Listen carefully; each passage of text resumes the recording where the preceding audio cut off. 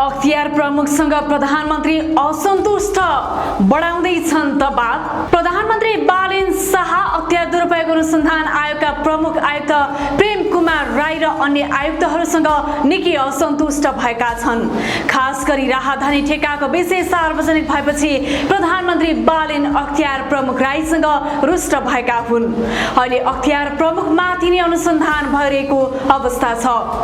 काठमाडौँ महानगरपालिकाको ढल निर्माणको ठेक्का भ्रष्टाचार भएको भन्दै अख्तियारले गत वर्ष 7 जना विरुद्ध मुद्दा दायर गरेको विषयमा पनि प्रधानमन्त्री बालेन अख्तियार प्रमुखसँग रुष्ट रहेको बताइएको छ।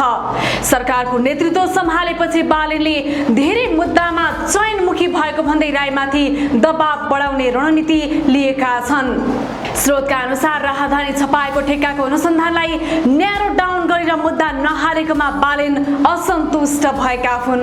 अख्तियारका प्रमुखमाथि अनुसन्धान भइरहेका बेला अख्तियारमा कार्यरत डिआइजी सहित 18 जना प्रहरीको पनि एकैपटक फेरबदल गरिएको छ।